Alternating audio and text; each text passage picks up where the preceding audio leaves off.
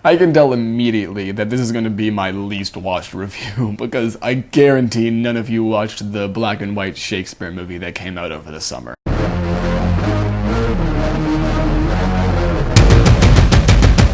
Much Ado About Nothing, directed by Joss Whedon, starring Amy Acker, Alexis, Denisof, Nathan Fillion, Clark Gregg, Reed Diamond, Nick Kocher, Brian McElhenney, Jillian, Morguese. There is a really, really big cast. Like most Shakespeare plays have a ton of characters. It essentially tells the story of Beatrice and Benedict, played by Amy Acker and Alexis Denisof, respectively, who they kind of bicker all the time. They always make fun of each other, but they clearly like each other. You can tell. And then the other couple is Fran Kranz as Claudio and Jillian Morguese as Hero, and they're like getting married. They're hopelessly in love.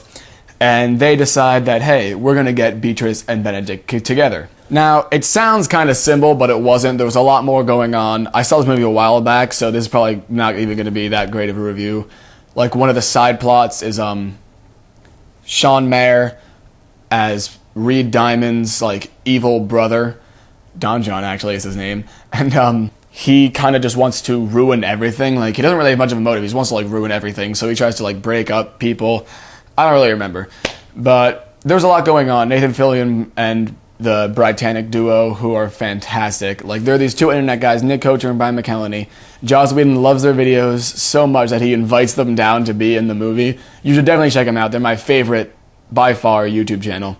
So yeah, the cast was solid. There was a lot of acting going on. Standouts, I would say, Amy Acker was very, very good as Beatrice. Fran Kranz as Claudio was also excellent. Nathan Fillion as Dogberry was great, and then Britannic were hilarious.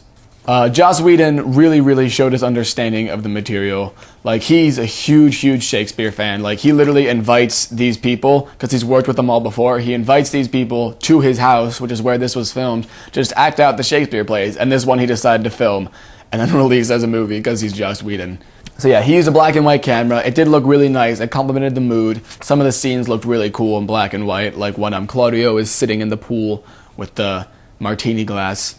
Yeah, Whedon definitely understood the Shakespeare, and that's fantastic, because he has a good way of portraying it, because the actors do still speak in the Shakespeare voice. Like, not voice, I mean like language. They speak in the Old English, they don't use those accents. But he manages to get the jokes across in a way that some directors might not be able to. Like, he understands every punchline, because Shakespeare is actually a really, really funny guy, but most people nowadays just don't really understand his humor because it's so covered up in the old language. I'd say this is the best Shakespeare movie out there. I haven't seen that many, granted, but this is definitely the best one. It was funny, it was well shot, it was well directed. It was just nothing really awesome. Like, it was all well done, but in itself, it wasn't great. I'm going to give Much Ado About Nothing a B.